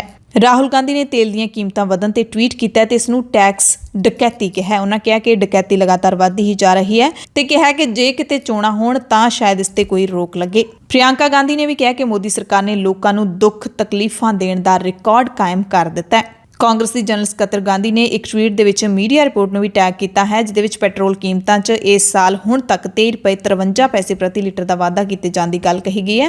ਹਿੰਦੀ ਵਿੱਚ ਕੀਤੇ ਟਵੀਟ 'ਚ ਕਿਹਾ ਕਿ ਮੋਦੀ ਜੀ ਦੀ ਸਰਕਾਰ ਨੇ ਜਨਤਾ ਨੂੰ ਦੁੱਖ ਤਕਲੀਫਾਂ ਦੇਣ ਦੇ ਮਾਮਲੇ 'ਚ ਵੱਡੇ ਰਿਕਾਰਡ ਬਣਾਏ ਨੇ। ਸਭ ਤੋਂ ਵੱਧ ਬੇਰੁਜ਼ਗਾਰੀ ਮੋਦੀ ਸਰਕਾਰ ਵਿੱਚ, ਸਰਕਾਰੀ ਜਾਇਦਾਦਾਂ ਵੇਚੀਆਂ ਜਾ ਰਹੀਆਂ ਨੇ ਮੋਦੀ ਸਰਕਾਰ ਵਿੱਚ, 1 ਸਾਲ ਵਿੱਚ ਪੈਟਰੋਲ ਦੇ ਰੇਟ ਵਧੇ ਮੋਦੀ ਸਰਕਾਰ ਵਿੱਚ। ਤੇ ਕਾਂਗਰਸ ਪਾਰਟੀ ਵੱਲੋਂ ਪੈਟਰੋਲ ਤੇ ਡੀਜ਼ਲ ਦੀਆਂ ਕੀਮਤਾਂ ਵਿੱਚ ਵਾਧੇ ਦੇ ਖਿਲਾਫ 14 ਨਵੰਬਰ ਤੋਂ 29 ਨਵੰਬਰ ਤੱਕ ਵੱਡੇ ਪੱਧਰ ਤੇ ਅੰਦੋਲਨ ਕੀਤਾ ਜਾਵੇਗਾ। ਪਾਰਟੀ ਨੇ ਕਿਹਾ ਕਿ 14 ਨਵੰਬਰ ਤੋਂ 29 ਨਵੰਬਰ ਤੱਕ ਵੱਡੇ ਪੱਧਰ ਤੇ ਮੁਹਿੰਮ ਚਲਾਵਾਂਗੇ। ਕਾਂਗਰਸੀ ਲੀਡਰਾਂ ਦੇ ਵੱਲੋਂ ਆਪੋ ਆਪਣੇ ਇਲਾਕਿਆਂ ਦੇ ਵਿੱਚ ਪੈਦਲ ਯਾਤਰਾ ਕੱਢਣ ਦਾ ਵੀ ਪ੍ਰੋਗਰਾਮ ਹੈ। ਕਾਂਗਰਸ ਦੇ ਬੁਲਾਰੇ ਰਣਦੀਪ ਸੁਰਜੇਵਾਲਾ ਨੇ ਵੀ ਟਵੀਟ ਕੀਤਾ, ਅੱਛੇ ਦਿਨ। ਲਖੀਮਪੁਰ ਖੀਰੀ ਕਤਲकांड ਦੇ ਮੁੱਖ ਮੁਲਜ਼ਮ ਆਸ਼ੀਸ਼ ਮਿਸ਼ਰਾ ਨੂੰ ਡੇਂਗੂ ਹੋ ਗਿਆ ਹੈ। ਮਾਮਲੇ ਦੀ ਜਾਂਚ ਕਰ ਰਹੀ ਸਿਟ ਦੇ ਮੁਖੀ ਡੀਆਈਜੀ ਉਪਿੰਦਰ ਅਗਰਵਾਲ ਨੇ ਇਸ ਦੀ ਪੁਸ਼ਟੀ ਕੀਤੀ ਹੈ। ਸ਼ੁੱਕਰਵਾਰ ਨੂੰ ਲਖੀਮਪੁਰ ਖੀਰੀ ਮਾਮਲੇ ਦੀ ਜਾਂਚ ਕਰ ਰਹੀ ਸਿਟ ਨੇ ਆਸ਼ੀਸ਼ ਨੂੰ 48 ਘੰਟਿਆਂ ਲਈ ਰਿਮਾਂਡ ਤੇ ਲਿਆ ਸੀ। ਮਿਸ਼ਰਾ ਨੂੰ ਡੇਂਗੂ ਦੇ ਲੱਛਣਾਂ ਤੋਂ ਬਾਅਦ ਹਸਪਤਾਲ ਦਾਖਲ ਕਰਵਾਇਆ ਗਿਆ ਸੀ ਪਰ ਸ਼ਨੀਚਰਵਾਰ ਸ਼ਾਮ ਨੂੰ ਹੀ ਉਸ ਨੂੰ ਵਾਪਸ ਜੇਲ੍ਹ ਭੇਜ ਦਿੱਤਾ ਗਿਆ ਸੀ। ਫਿਲਹਾਲ ਜੇਲ੍ਹ ਦੇ ਹਸਪਤਾਲ ਦੇ ਵਿੱਚ ਹੀ ਆਸ਼ੀਸ਼ ਦਾ ਇਲਾਜ ਚੱਲ ਰਿਹਾ ਹੈ। ਪ੍ਰਸ਼ਾਸਨ ਜ਼ਿਲ੍ਹੇ ਦੇ ਮੁੱਖ ਸਿਹਤ ਅਧਿਕਾਰੀ ਦੇ ਨਾਲ ਸੰਪਰਕ ਵਿੱਚ ਹੈ। ਜੇ ਲੋੜ ਪਈ ਤਾਂ ਉਸ ਨੂੰ ਜ਼ਿਲ੍ਹਾ ਹਸਪਤਾਲ ਜਾਂ ਫਿਰ ਲਖਨਊ ਦੇ ਵਿੱਚ ਵੀ ਇਲਾਜ ਲਈ ਲਿਜਾਇਆ ਜਾ ਸਕਦਾ ਹੈ। ਆਸ਼ੀਸ਼ ਮਿਸ਼ਰਾ ਨੂੰ 9 ਅਕਤੂਬਰ ਨੂੰ ਗ੍ਰਿਫਤਾਰ ਕੀਤਾ ਗਿਆ ਸੀ। ਲਖੀਮਪੁਰ ਖੀਰੀ ਦੇ ਵਿੱਚ ਕਿਸਾਨਾਂ ਦੇ ਉੱਤੇ ਗੱਡੀ ਚਾੜਨ ਦੇ ਦੋਸ਼ ਵਿੱਚ ਇਸ ਨੂੰ ਗ੍ਰਿਫਤਾਰ ਕੀਤਾ ਗਿਆ ਹੈ ਤੇ ਕੇਂਦਰੀ ਗ੍ਰਹਿ ਰਾਜ ਮੰਤਰੀ ਅਜੇ ਮਿਸ਼ਰਾ ਟੇਨੀ ਦਾ ਇਹ ਪੁੱਤਰ ਹੈ। ਪੰਜਾਬ ਕਾਂਗਰਸ ਦੇ ਪ੍ਰਧਾਨ ਨਵਜੋਤ ਸਿੰਘ ਸਿੱਧੂ ਨੇ ਮੁੜ ਤੋਂ ਟਵੀਟ ਬੰਬ ਸੁੱਟੇ ਨੇ। ਨਵਜੋਤ ਸਿੰਘ ਸਿੱਧੂ ਨੇ ਇੱਕ ਨਹੀਂ ਦੋ ਨਹੀਂ ਬਲਕਿ 3 ਲਗਾਤਾਰ ਟਵੀਟ ਕਰਕੇ ਕਾਂਗਰਸ ਹਾਈ ਕਮਾਂਡ ਨੂੰ ਪੰਜਾਬ ਦੇ ਅਸਲ ਮੁੱਦੇ ਯਾਦ ਕਰਵਾਏ ਨੇ ਤੇ ਕਿ ਇਹ ਵੀ ਮੰਨਿਆ ਜਾ ਸਕਦਾ ਹੈ ਕਿ ਉਹਨਾਂ ਨੇ ਪੰਜਾਬ ਦੇ ਮੁੱਖ ਮੰਤਰੀ ਚਰਨਜੀਤ ਸਿੰਘ ਚੰਨੀ ਨੂੰ ਯਾਦ ਕਰਵਾਇਆ ਹੈ ਕਿ ਜਿਹੜੇ ਅਸਲ ਮਸਲੇ ਨੇ ਉਹਨਾਂ ਨੂੰ ਅਣਗੌਲਿਆ ਨਹੀਂ ਹੋਣ ਦਿਆਂਗਾ। ਸਿੱਧੂ ਨੇ ਕਿਹਾ ਕਿ ਪੰਜਾਬ ਨੂੰ ਆਪਣੇ ਅਸਲ ਮੁੱਦਿਆਂ ਤੇ ਵਾਪਸ ਆਉਣਾ ਚਾਹੀਦਾ ਹੈ ਜੋ ਹਰ ਪੰਜਾਬੀ ਅਤੇ ਸਾਡੀਆਂ ਆਉਣ ਵਾਲੀਆਂ ਪੀੜ੍ਹੀਆਂ ਨਾਲ ਸੰਬੰਧਿਤ ਨੇ। ਸਿੱਧੂ ਨੇ ਕਿਹਾ ਕਿ ਅਸੀਂ ਵਿੱਤੀ ਐਮਰਜੈਂਸੀ ਦਾ ਮੁਕਾਬਲਾ ਕਿਵੇਂ ਕਰਾਂਗੇ, ਅੱਖਾਂ ਪਾੜ-ਪਾੜ ਕੇ ਜਿਹੜੀ ਸਾਡੇ ਵੱਲ ਵੇਖ ਰਹੀ ਹੈ। ਸਿੱਧੂ ਦਾ ਇਹ ਬਿਆਨ ਅਜਿਹੇ ਮੌਕੇ ਆਇਆ ਜਦੋਂ ਪਾਕਿਸਤਾਨੀ ਪੱਤਰਕਾਰ ਅਰੂਸਾ ਆਲਮ ਨੂੰ ਲੈ ਕੇ ਪੰਜਾਬ ਦੇ ਕਾਂਗਰਸੀ ਲੀਡਰਾਂ ਤੇ ਸਾਬਕਾ ਮੁੱਖ ਮੰਤਰੀ ਕੈਪਟਨ ਅਮਰਿੰਦਰ ਸਿੰਘ ਵਿਚਾਲੇ ਸ਼ਬਦੀ ਜੰਗ ਹੈ ਜਿਹੜੀ ਸਿਖਰਾਂ ਤੇ ਹੈ। ਸਿੱਧੂ ਨੇ ਇੱਕ ਹੋਰ ਟਵੀਟ ਦੇ ਵਿੱਚ ਕਿਹਾ ਕਿ ਮੈਂ ਅਸਲ ਮੁੱਦਿਆਂ ਤੇ ਕਾਇਮ ਰਹਾਂਗਾ, ਉਹਨਾਂ ਤੋਂ ਪਿੱਛੇ ਨਹੀਂ ਹਟਾਂਗਾ। ਪੰਜਾਬ ਸਰਕਾਰ ਨੂੰ ਅਸਲ ਮੁੱਦਿਆਂ ਵੱਲ ਮੁੜਨਾ ਹੀ ਹੋਵੇਗਾ ਜੋ ਹਰ ਪੰਜਾਬੀ ਅਤੇ ਭਵਿੱਖ ਦੀਆਂ ਪੀੜ੍ਹੀਆਂ ਨਾਲ ਜੁੜਿਆ ਹੋਇਆ ਹੈ। ਸਿੱਧੂ ਨੇ ਕਿਹਾ ਕਿ ਕੌਣ ਹੈ ਜੋ ਸੂਬੇ ਦੇ ਸਰੋਤਾਂ ਨੂੰ ਆਪਣੀਆਂ ਜੇਬਾਂ 'ਚ ਲਿਜਾਣ ਦੀ ਬਜਾਏ ਸੂਬੇ ਦੇ ਖਜ਼ਾਨੇ ਵਿੱਚ ਵਾਪਸ ਲਿਆਏਗਾ। ਜਦੋਂ ਧੁੰਦ ਸਾਫ਼ ਹੋ ਜਾਵੇ ਹਕੀਕਤ ਸੂਰਜ ਵਾਂਗ ਚਮਕਦੀ ਹੈ।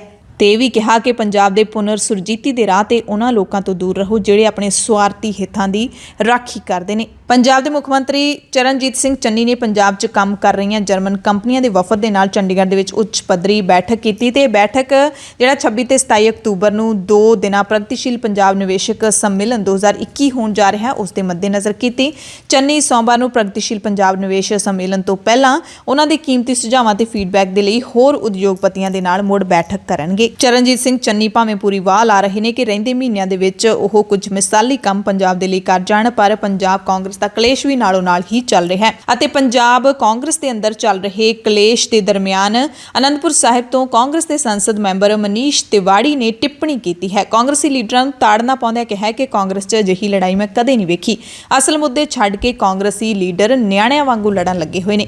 ਤਿਵਾੜੀ ਨੇ ਕਿਹਾ ਕਿ ਪੰਜਾਬ ਕਾਂਗਰਸ ਵਿੱਚ ਹਫੜਾ ਦਫੜੀ ਅਰਾਜਕਤਾ ਚੱਲ ਰਹੀ ਹੈ। ਬਰਗਾੜੀ, ਨਸ਼ੇ, ਪਾਵਰ ਪੀਪੀਐਸ ਅਤੇ ਰੇਤ ਦੀ ਨਾਜਾਇਜ਼ ਮਾਈਨਿੰਗ ਵਰਗੇ ਮੁੱਖ ਮੁੱਦਿਆਂ ਤੇ ਕੋਈ ਵੀ ਗੱਲਬਾਤ ਨਹੀਂ ਕਰ ਰਿਹਾ ਤੇ ਨਾ ਹੀ ਕੋਈ ਕੰਮ ਕਰ ਰਿਹਾ ਹੈ। ਤਿਵਾੜੀ ਨੇ ਪੰਜਾਬ ਕਾਂਗਰਸ ਦੇ ਸਾਬਕਾ ਇੰਚਾਰਜ ਹਰੀਸ਼ ਰਾਵਤ ਤੇ ਨਿਸ਼ਾਨਾ ਕੱਸਦਿਆਂ ਦੋਸ਼ ਲਾਇਆ ਕਿ ਪੰਜਾਬ 'ਚ ਹਾਲੇ ਵੀ ਧਾਰਾਵਾਹਿਕ ਜਾਰੀ ਹੈ, ਯਾਨੀ ਕਿ ਹਾਲੇ ਵੀ ਸੀਰੀਅਲ ਚੱਲ ਰਿਹਾ ਹੈ। ਉਹਨਾਂ ਜਿੱਥੇ ਹਰੀਸ਼ ਰਾਵਤ ਦੇ ਨਾਲ ਆਪਣੀ ਨਾਰਾਜ਼ਗੀ ਕੱਢੀ ਉੱਥੇ ਪੰਜਾਬ ਕਾਂਗਰਸ ਪ੍ਰਧਾਨ ਨਵਜੋਤ ਸਿੰਘ ਸਿੱਧੂ ਤੇ ਵੀ ਆਪਣਾ ਰੋਸਾ ਜਤਾਇਆ। ਕਹਿੰਦੇ ਸਿੱਧੂ ਵੱਲੋਂ ਆਲ ਇੰਡੀਆ ਕਾਂਗਰਸ ਕਮੇਟੀ ਦੀ ਵਾਰ-ਵਾਰ ਖੁੱਲ੍ਹੇਆਮ ਉਲੰਘਣਾ ਕੀਤੀ ਜਾ ਰਹੀ ਹੈ ਤੇ ਨਾਲ ਕੰਮ ਕਰਨ ਵਾਲੇ ਬੱਚਿਆਂ ਵਾਂਗ ਇੱਕ ਦੂਸਰੇ ਨਾਲ ਜਨਤਕ ਤੌਰ ਤੇ ਲੜ ਰਹੇ ਨੇ, ਇੱਕ ਦੂਜੇ ਖਿਲਾਫ ਗਲਤ ਭਾਸ਼ਾ ਵਰਤ ਰਹੇ ਨੇ। 5 ਮਹੀਨਿਆਂ ਤੋਂ ਕਾਂਗਰਸ ਵਿੱਚ ਅਜਿਹਾ ਹੀ ਚੱਲ ਰਿਹਾ ਹੈ। ਕਹਿੰਦੇ ਕਿ ਅਸੀਂ ਸੋਚਦੇ ਹਾਂ ਕਿ ਪੰਜਾਬ ਦੇ ਲੋਕਾਂ ਨੂੰ ਇਹ ਡੇਲੀ ਸੋਪ ਪਸੰਦ ਆ ਰਿਹਾ ਹੋਵੇਗਾ ਤੇ ਇਹਦੇ ਵਿੱਚ ਸ਼ੱਕ ਵੀ ਕੋਈ ਨਹੀਂ। ਪੰਜਾਬ ਕਾਂਗਰਸ ਨੇ ਆਪਣੇ ਅੰਦਰੂਨੀ ਕਲੇਸ਼ ਨੂੰ ਸੱਚਮੁੱਚ ਡੇਲੀ ਸੋਪ ਬਣਾ ਰੱਖਿਆ ਤੇ ਲੋਕ ਰੋਜ਼ਾਨਾ ਨਾਟਕ ਵਾਂਗੂ ਇਹਨਾਂ ਦੀ ਲੜਾਈ ਨੂੰ ਦੇਖ ਰਹੇ ਨੇ। ਹੁਣ ਕਾਂਗਰਸ ਦੇ ਇੱਕ ਹੋਰ ਵਿਧਾਇਕ ਦੀ ਗੱਲ ਕਰ ਲੈਂਦੇ ਹਾਂ। ਜੋਗਿੰਦਰ ਪਾਲ ਪਠਾਨਕੋਟ ਦੇ ਭੋਆ ਹਲਕੇ ਤੋਂ ਵਿਧਾਇਕ ਹੈ। ਜੋਗਿੰਦਰ ਪਾਲ ਪਿਛਲੇ ਦਿਨਾਂ ਤੋਂ ਕਾਫੀ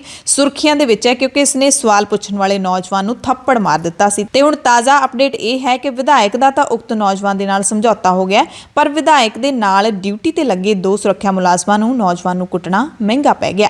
ਕੁੱਟਣ ਦੇ ਮਾਮਲੇ ਵਿੱਚ ਵਿਧਾਇਕ ਦੇ 2 ਸੁਰੱਖਿਆ ਮੁਲਾਜ਼ਮਾਂ ਖਿਲਾਫ ਵਿਭਾਗੀ ਕਾਰਵਾਈ ਕਰਦੇ ਹੋਏ ਉਹਨਾਂ ਨੂੰ ਲਾਈਨ ਹਾਜ਼ਰ ਕੀਤਾ ਗਿਆ ਹੈ। ਵਿਧਾਇਕ ਦੀ ਸੁਰੱਖਿਆ ਤੋਂ ਹਟਾ ਕੇ ਪੁਲਿਸ ਲਾਈਨ ਭੇਜ ਦਿੱਤਾ ਗਿਆ ਹੈ। 19 ਅਕਤੂਬਰ ਦੀ ਰਾਤ ਨੂੰ ਇਹ ਵੀਡੀਓ ਵਾਇਰਲ ਹੋਈ ਸੀ ਜਿਸ ਵਿੱਚ ਨੌਜਵਾਨ ਨੇ ਜਦੋਂ ਵਿਧਾਇਕ ਨੂੰ ਪੁੱਛਿਆ ਕਿ ਤੁਸੀਂ ਇਲਾਕੇ ਦੇ ਲਈ ਵਿਕਾਸ ਦੇ ਲਈ ਕੀ ਕੀਤਾ ਤਾਂ ਇਸ ਵਿਧਾਇਕ ਨੇ ਥੱਪੜ ਮਾਰਤੇ ਤੇ ਨਾਲ ਸੁਰੱਖਿਆ ਮੁਲਾਜ਼ਮਾਂ ਨੇ ਵੀ ਉਹਦੀ ਖਿੱਚਤੋਂ ਕੀਤੀ। ਪੰਜਾਬ ਮਾਰਕਫੈਡ ਨੂੰ ਨਵਾਂ ਚੇਅਰਮੈਨ ਤੇ ਡਾਇਰੈਕਟਰ ਮਿਲ ਗਿਆ ਹੈ। ਪੰਜਾਬ ਸਰਕਾਰ ਨੇ ਫਰੀਦਕੋਟ ਦੇ ਕਾਂਗਰਸੀ ਵਿਧਾਇਕ ਕੁਸ਼ਲਦੀਪ ਸਿੰਘ ਢਿੱਲੋਂ ਨੂੰ ਪੰਜਾਬ ਮਾਰਕਫੈਡ ਦਾ ਚੇਅਰਮੈਨ ਤੇ ਡਾਇਰੈਕਟਰ ਨਿਯੁਕਤ ਕਰ ਦਿੱਤਾ ਹੈ। ਢਿੱਲੋਂ ਪੰਜਾਬ ਦੇ ਸਾਬਕਾ ਮੁੱਖ ਮੰਤਰੀ ਕੈਪਟਨ ਅਮਰਿੰਦਰ ਸਿੰਘ ਦੇ ਸਿਆਸੀ ਸਲਾਹਕਾਰ ਵੀ ਰਹਿ ਚੁੱਕੇ ਨੇ। ਦੱਖਣੀ ਕਸ਼ਮੀਰ ਦੇ ਸ਼ੋਪੀਆਂ ਦੇ ਜੈਨਪੁਰਾ ਦੇ ਵਿੱਚ ਸੀਆਰਪੀਐਫ ਤੇ ਅੱਤਵਾਦੀਆਂ ਵਿਚਾਲੇ ਹੋਈ ਕ੍ਰਾਸ ਫਾਇਰਿੰਗ ਦੇ ਵਿੱਚ ਇੱਕ ਜਣੇ ਦੀ ਮੌਤ ਹੋ ਗਈ ਹੈ। ਐਤਵਾਰ ਸਵੇਰੇ 10:30 ਵਜੇ ਸੀਆਰਪੀਐਫ ਤੇ ਪੁਲਿਸ ਦੀ ਟੀਮ ਪੈਟਰੋਲਿੰਗ ਤੇ ਜਾ ਰਹੀ ਸੀ। ਇਸ ਦੌਰਾਨ ਦਹਿਸ਼ਤਗਰਦਾਂ ਨੇ ਇਸ ਟੀਮ ਤੇ ਹਮਲਾ ਕਰ ਦਿੱਤਾ ਤੇ ਕਾਰਵਾਈ ਦਰਮਿਆਨ ਇੱਕ ਵਿਅਕਤੀ ਨੂੰ ਗੋਲੀ ਲੱਗ ਗਈ। ਪੂਰੇ ਇਲਾਕੇ ਦੀ ਘੇਰਾਬੰਦੀ ਕੀਤੀ ਜਾ ਰਹੀ ਹੈ। ਹਾਲਾਂਕਿ ਸਾਨੂੰ ਇਹ ਸਾਫ਼ ਨਹੀਂ ਹੋ ਸਕਿਆ ਕਿ ਵਿਅਕਤੀ ਦਹਿਸ਼ਤਗਰਦਾਂ ਦੇ ਵਿੱਚ ਸ਼ਾਮਿਲ ਹੈ ਜਾਂ ਫਿਰ ਇਹ ਪੁਲਿਸ ਟੀਮ ਦੇ ਵਿੱਚ ਸ਼ਾਮਿਲ ਹੈ ਜਾਂ ਫਿਰ ਇਹ ਆਮ ਨਾਗਰਿਕ ਹੈ। ਐਤਵਾਰ ਦਾ ਦਿਨ ਉਹਨਾਂ ਬੀਬੀਆਂ ਦੇ ਲਈ ਬੜਾ ਖਾਸ ਰਿਹਾ ਜਿਹੜੀਆਂ ਕਿ ਕਰਵਾ ਚੌਥ ਦਾ ਵਰਤ ਰੱਖਦੀਆਂ ਨੇ। ਹਾਲਾਂਕਿ ਸਿੱਖ ਧਰਮ ਦੀ ਗੱਲ ਕਰ ਲਈਏ ਤਾਂ ਗੁਰਬਾਣੀ ਦੇ ਵਿੱਚ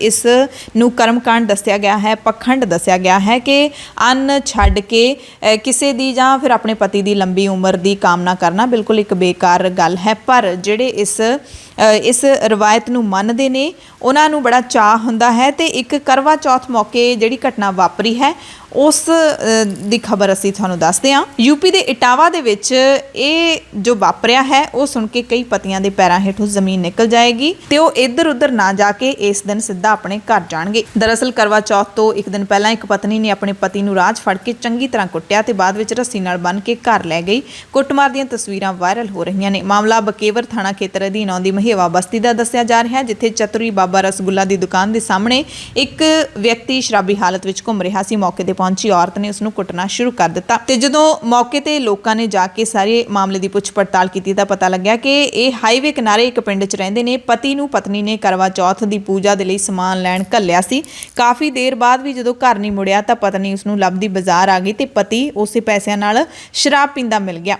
ਇਹ ਵੇਖ ਕੇ ਔਰਤ ਭੜਕ ਗਈ ਤੇ ਉਸਨੇ ਆਪਣੇ ਪਤੀ ਨੂੰ ਕੁੱਟਣਾ ਸ਼ੁਰੂ ਕਰ ਦਿੱਤਾ ਤੇ ਬਾਅਦ ਚ ਪਤੀ ਨੂੰ ਰੱਸੀ ਨਾਲ ਬੰਨ੍ਹ ਕੇ ਘਰੇ ਲੈ ਗਈ। ਕੈਬਨਿਟ ਮੰਤਰੀ ਵਿਜੇਂਦਰ ਸਿੰਗਲਾ ਸੋਮਵਾਰ ਯਾਨੀ ਕਿ 25 ਅਕਤੂਬਰ ਨੂੰ ਪੰਜਾਬ ਯੂਟੀ ਮੁਲਾਜ਼ਮ ਤੇ ਪੈਨਸ਼ਨਰਜ਼ ਸਾਂਝਾ ਫਰੰਟ ਦੇ ਨਾਲ ਮੀਟਿੰਗ ਕਰਨਗੇ। ਇਹਨਾਂ ਨੇ ਸ਼ਹਿਰ ਮੋਰਿੰਡਾ ਦੇ ਵਿੱਚ ਪੱਕਾ ਮੋਰਚਾ ਲਾਇਆ ਹੋਇਆ ਹੈ। ਮੁੱਖ ਮੰਤਰੀ ਚਰਨਜੀਤ ਸਿੰਘ ਚੰਨੀ ਦੇ ਸ਼ਹਿਰ ਦੇ ਵਿੱਚ ਇਹਨਾਂ ਨੇ ਪੱਕਾ ਮੋਰਚਾ ਲਾਇਆ। ਪਹਿਲਾਂ 21 ਅਕਤੂਬਰ ਨੂੰ ਇਹਨਾਂ ਦੀ ਮੀਟਿੰਗ ਮੁਲਤਵੀ ਕਰ ਦਿੱਤੀ ਗਈ ਸੀ, ਜਿਸ ਤੋਂ ਬਾਅਦ ਕਾਫੀ ਭਖੇ ਹੋਏ ਸੀ ਤੇ ਹੁਣ ਕੈਬਨਿਟ ਮੰਤਰੀ ਵਿਜੇਂਦਰ ਸਿੰਗਲਾ ਦੇ ਨਾਲ 25 ਅਕਤੂਬਰ ਦੁਪਹਿਰੇ 12 ਵਜੇ ਮੀਟਿੰਗ ਹੋਵੇਗੀ। ਜੰਮੂ ਕਸ਼ਮੀਰ ਦੇ ਮਸਲੇ ਦੀ ਗੱਲ ਕਰ ਲਈਏ ਤਾਂ ਕੇਂਦਰੀ ਗ੍ਰਹਿ ਮੰਤਰੀ ਅਮਿਤ ਸ਼ਾਹ ਨੇ ਕਿਹਾ ਕਿ ਜੰਮੂ ਦੇ ਲੋਕਾਂ ਨੂੰ ਕਿਨਾਰੇ ਕਰਨ ਦਾ ਸਮਾਂ ਹੁਣ ਖਤਮ ਹੋ ਗਿਆ। ਹੁਣ ਕਸ਼ਮੀਰ ਤੇ ਜੰਮੂ ਦਾ ਇਕੱਠਿਆਂ ਦਾ ਵਿਕਾਸ ਹੋਵੇਗਾ। 3 ਰੋਜ਼ਾ ਫੇਰੀ ਦੇ ਲਈ ਅਮਿਤ ਸ਼ਾਹ ਜੰਮੂ ਕਸ਼ਮੀਰ ਪਹੁੰਚੇ ਹੋਏ ਸੀ। ਦੂਸਰੇ ਦਿਨ ਜੰਮੂ ਦੇ ਭਗਵਤੀ ਨਗਰ ਦੇ ਵਿੱਚ ਇੱਕ ਰੈਲੀ ਨੂੰ ਸੰਬੋਧਨ ਕਰ ਰਹੇ ਸੀ। ਉਹਨਾਂ ਨੇ ਕਿਹਾ ਕਿ ਕਿਸੇ ਨੂੰ ਵੀ ਜੰਮੂ ਤੇ ਕਸ਼ਮੀਰ ਦੇ ਵਿਕਾਸ ਵਿੱਚ ਅਸੀਂ ਰੋੜਾ ਨਹੀਂ ਬਣਨ ਦੇਵਾਂਗੇ। ਸ਼ਾਹ ਨੇ ਕਿਹਾ ਕਿ 12,000 ਕਰੋੜ ਰੁਪਏ ਦਾ ਨਿਵੇਸ਼ ਪਹਿਲਾਂ ਹੀ ਕੇਂਦਰ ਸ਼ਾਸਿਤ ਪ੍ਰਦੇਸ਼ ਵਿੱਚ ਹੋ ਚੁੱਕਿਆ ਤੇ 2022 ਦੇ ਅਖੀਰ ਤੱਕ ਸਰਕਾਰ ਦਾ ਇਸ ਨਿਵੇਸ਼ ਨੂੰ 51,000 ਕਰੋੜ ਰੁਪਏ ਕਰਨ ਦਾ ਟੀਚਾ ਹੈ। ਤੇ ਹੁਣ ਜੰਮੂ ਕਸ਼ਮੀਰ ਦੇ ਲੀਡਰਾਂ ਦਾ ਪ੍ਰਤੀਕਰਮ ਵੀ ਸੁਣ ਲੈਂਦੇ ਆ। ਪੀਡੀਪੀ ਯਾਨੀ ਕਿ ਪੀਪਲਸ ਡੈਮੋਕ੍ਰੈਟਿਕ ਪਾਰਟੀ ਦੀ ਮੁਖੀ ਮਹਿਬੂਬਾ ਮੁਫਤੀ ਨੇ ਕਿਹਾ ਕਿ ਕੇਂਦਰ ਸਰਕਾਰ ਕੋਲੇ ਜੰਮੂ ਤੇ ਕਸ਼ਮੀਰ ਦੇ ਹਾਲਾਤ ਨਾਲ ਸਿੱਝਣ ਦਾ ਇੱਕੋ ਇੱਕ ਤਰੀਕਾ ਹੈ, ਇੱਥੋਂ ਦੇ ਲੋਕਾਂ ਦਾ ਦਮਨ ਕਰਨਾ ਤੇ ਉਹਨਾਂ ਦੇ ਨਾਲ ਧੱਕਾ ਕਰਨਾ। ਮਹਿਬੂਬਾ ਮੁਫਤੀ ਨੇ chief of defence staff general Bipin Rawat ਦੇ ਵੀ ਉਸ ਬਿਆਨ ਦਾ ਜਿਹੜਾ ਹੈਗਾ ਖੰਡਨ ਕੀਤਾ, ਉਸ ਬਿਆਨ ਦਾ ਵਿਰੋਧ ਕੀਤਾ, ਜਿਸ ਦੇ ਵਿੱਚ ਬਿਪਿਨ ਰਾਵਤ ਨੇ ਕਿਹਾ ਕਿ ਕਸ਼ਮੀਰ ਦੇ ਵਿੱਚ ਹੋਰ ਪਾਬੰਦੀਆਂ ਲਾਈਆਂ ਜਾਣਗੀਆਂ। ਉਹਨਾਂ ਨੇ ਕਿਹਾ ਕਿ ਸੀਓਡੀ ਦਾ ਬਿਆਨ ਸਰਕਾਰ ਦੇ ਉਸ ਬਿਆਨ ਦੇ ਬਿਲਕੁਲ ਉਲਟ ਹੈ ਕਿ ਵਾਦੀ ਦੇ ਵਿੱਚ ਸਭ ਕੁਝ ਠੀਕ ਹੈ। ਯਾਨੀ ਕਿ ਜਿਹੜੀਆਂ ਜੰਮੂ ਕਸ਼ਮੀਰ ਵਿੱਚ ਘਟਨਾਵਾਂ ਵਾਪਰੀਆਂ ਨੇ ਉਸ ਤੇ ਚੀਫ ਆਫ ਡਿਫੈਂਸ ਨੇ ਬਿਆਨ ਦਿੱਤਾ ਸੀ ਕਿ ਜੰਮੂ ਕਸ਼ਮੀਰ ਵਿੱਚ ਇਹਨਾਂ ਹਿੰਸਕ ਘਟਨਾਵਾਂ ਦੇ ਟਾਕਰੇ ਲਈ ਹੋਰ ਪਾਬੰਦੀਆਂ ਲਾਈਆਂ ਜਾਣਗੀਆਂ। ਸਾਬਕਾ ਮੁੱਖ ਮੰਤਰੀ ਮਹਿਬੂਬਾ ਮੁਫਤੀ ਨੇ ਟਵੀਟ ਕੀਤਾ ਕਿ ਕਸ਼ਮੀਰ ਨੂੰ ਖੁੱਲੀ ਜੇਲ੍ਹ ਵਿੱਚ ਤਬਦੀਲ ਕਰਨ ਦੇ ਬਾਵਜੂਦ ਵਿਪਿਨ ਰਾਵਤ ਦੇ ਬਿਆਨ ਨੂੰ ਲੈ ਕੇ ਕੋਈ ਹੈਰਾਨੀ ਨਹੀਂ ਹੋਈ ਹੈ, ਕਿਉਂਕਿ ਭਾਰਤ ਸਰਕਾਰ ਕੋਲ ਜੰਮੂ ਤੇ ਕਸ਼ਮੀਰ ਦੇ ਹਾਲਾਤਾਂ ਨਾਲ ਨਜਿੱਠਣ ਦਾ ਇੱਕੋ ਇੱਕ ਤਰੀਕਾ ਦਮਨ ਅਤੇ ਧੱਕਾ ਹੈ। ਮੁਲਕ ਦੇ ਪ੍ਰਧਾਨ ਮੰਤਰੀ ਨਰਿੰਦਰ ਮੋਦੀ ਦੀ ਗੱਲ ਕਰ ਲਈਏ ਤਾਂ ਉਹਨਾਂ ਨੂੰ ਕਰੋਨਾ ਵਾਇਰਸ ਤੋਂ ਬਿਨਾਂ ਸ਼ਾਇਦ ਹੋਰ ਕੋਈ ਮੁੱਦਾ ਬੋਲਣ ਦੇ ਲਈ ਨਹੀਂ ਲੱਭਦਾ। ਮਨ ਕੀ ਬਾਤ ਕੀਤੀ ਹੈ ਪ੍ਰਧਾਨ ਮੰਤਰੀ ਜੀ ਨੇ। ਮਨ ਕੀ ਬਾਤ ਵਿੱਚ ਉਹਨਾਂ ਨੇ ਕਿਹਾ ਕਿ ਕੋਵਿਡ ਟੀਕਾਕਰਨ ਮੁਹਿੰਮ ਦੀ ਸਫਲਤਾ ਨੇ ਸਾਰੇ ਆਲਮ ਨੂੰ ਭਾਰਤ ਦੀ ਸਮਰੱਥਾ ਦਿਖਾ ਦਿੱਤੀ ਹੈ। ਯਾਨੀ ਕਿ ਪਿਛਲੇ 2-3 ਦਿਨਾਂ ਦੇ ਵਿੱਚ ਟੀਕਾਕਰਨ ਦੇ ਉੱਤੇ ਨਰਿੰਦਰ ਮੋਦੀ ਕਿੰਨੀ ਵਾਰੀ ਬੋਲ ਚੁੱਕੇ ਨੇ। ਮੋਦੀ ਨੇ ਕਿਹਾ ਕਿ 100 ਕਰੋੜ ਵੈਕਸੀਨ ਖੁਰਾਕਾਂ ਦੇਣ ਦੇ ਮੀਲ ਪੱਥਰ ਨੂੰ ਪੂਰਾ ਕਰਨ ਤੋਂ ਬਾਅਦ ਦੇਸ਼ ਨਵੀਂ ਊਰਜਾ ਨਾਲ ਅੱਗੇ ਵਧ ਰਿਹਾ ਹੈ। ਮੋਦੀ ਨੇ ਸਿਹਤ ਸੰਭਾਲ ਨਾਲ ਜੁੜੇ ਵਰਕਰਾਂ ਦੇ ਵੱਲੋਂ ਇਸ ਮੀਲ ਪੱਥਰ ਵਿੱਚ ਪਾਏ ਯੋਗਦਾਨ ਦੀ ਤਾਰੀਫ ਕਰਦਿਆਂ ਕਿਹਾ ਕਿ ਮੈਨੂੰ ਪਤਾ ਸੀ ਕਿ ਉਹ ਦੇਸ਼ ਦੇ ਲੋਕਾਂ ਦੇ ਟੀਕਾਕਰਨ ਲਈ ਕੋਈ ਕਸਰ ਬਾਕੀ ਨਹੀਂ ਛੱਡਣਗੇ ਤੇ ਟੀਕਾਕਰਨ ਮੁਹਿੰਮ ਦੀ ਸਫਲਤਾ ਨੇ ਭਾਰਤ ਦੀ ਸਮਰੱਥਾ ਤੇ ਸਾਰਿਆਂ ਦੀ ਸਾਂਝੀ ਕੋਸ਼ਿਸ਼ ਦੀ ਤਾਕਤ ਦੇ ਮੰਤਰ ਨੂੰ ਦਿਖਾ ਦਿੱਤਾ ਹੈ। ਆਉਣ ਵਾਲੇ ਤਿਉਹਾਰਾਂ ਦੇ ਮੱਦੇਨਜ਼ਰ ਮੋਦੀ ਨੇ ਇੱਕ ਵਾਰ ਫਿਰ ਵੋਕਲ ਫਾਰ ਲੋਕਲ ਦੀ ਵਕਾਲਤ ਕਰਦਿਆਂ ਲੋਕਾਂ ਨੂੰ ਭਾਰਤ ਵਿੱਚ ਬਣਿਆ ਸਾਜ਼ੋ ਸਮਾਨ ਹੀ ਖਰੀਦਣ ਦੀ ਅਪੀਲ ਕੀਤੀ।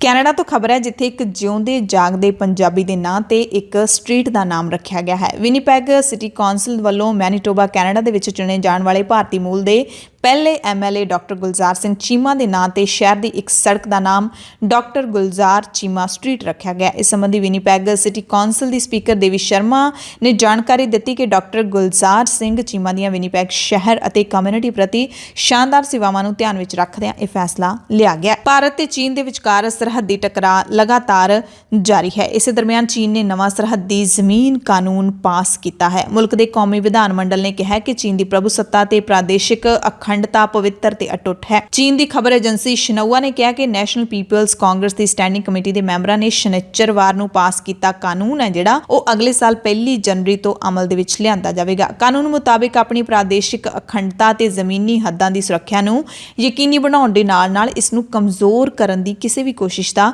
ਚੀਨ ਦੇ ਵੱਲੋਂ ਜ਼ੋਰਦਾਰ ਢੰਗ ਨਾਲ ਟਾਕਰਾ ਕੀਤਾ ਜਾਏਗਾ। ਵਿਦੇਸ਼ਾਂ ਨਾਲ ਜੁੜੀ ਇੱਕ ਖਬਰ ਹੈ ਕਿ ਤੁਰਕੀ ਦੇ ਰਾਸ਼ਟਰਪਤੀ ਅਰਦੋਗਨ ਦੇ ਖਿਲਾਫ ਹੁਣ ਯੂਰਪੀ ਮੁਲਕ ਜਿਹੜੇ ਨੇ ਇਕਜੁੱਟ ਹੋ ਗਏ ਨੇ। ਜਰਮਨ ਸਾਂਸਦ ਕਲਾਉਡੀਆ ਰੋਥ ਨੇ ਕਿਹਾ ਹੈ ਕਿ ਤੁਰਕੀ ਦੇ ਰਾਸ਼ਟਰਪਤੀ ਰੈਚਪ ਤਈਅਪ ਅਰਦੋਆਨ ਦੇ ਅਧਿਨਾਇਕਵਾਦ ਦਾ ਸਾਹਮਣਾ ਕੀਤਾ ਜਾਣਾ ਚਾਹੀਦਾ ਹੈ ਤੇ ਤੁਰਕੀ ਤੇ ਰੋਕਾਂ ਲਾਉਣੀਆਂ ਚਾਹੀਦੀਆਂ ਨੇ। ਇਹ ਬਿਆਨ ਉਦੋਂ ਆਇਆ ਜਦੋਂ ਤੁਰਕੀ ਦੇ ਰਾਸ਼ਟਰਪਤੀ ਅਰਦੋਆਨ ਨੇ ਅਮਰੀਕਾ, ਜਰਮਨੀ ਅਤੇ ਫਰਾਂਸ ਸਮੇਤ ਕੁੱਲ 10 ਮੁਲਕਾਂ ਦੇ ਰਾਜਦੂਤਾਂ ਨੂੰ ਅਸਵੀਕਾਰ ਐਲਾਨ ਦਿੱਤਾ ਹੈ।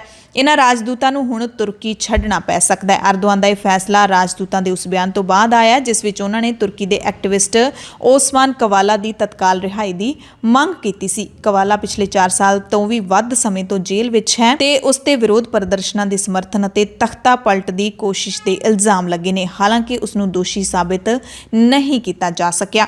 ਉਸ ਤੋਂ ਬਾਅਦ America, France, Finland, Canada, Denmark, Germany, Netherlands, Norway ਤੇ ਸਵੀਡਨ ਦੇ ਰਾਜਦੂਤਾਂ ਨੇ ਇੱਕ ਸਾਂਝਾ ਬਿਆਨ ਜਾਰੀ ਕਰਕੇ ਓਸਮਾਨ ਦੀ ਤੁਰੰਤ ਰਿਹਾਈ ਦੀ ਮੰਗ ਕੀਤੀ ਸੀ। ਇਹ ਸਾਰੇ 10 ਮੁਲਕ ਤੁਰਕੀ ਦੇ ਨੇਟੋ ਸਹਿਯੋਗੀ ਵੀ ਨੇ।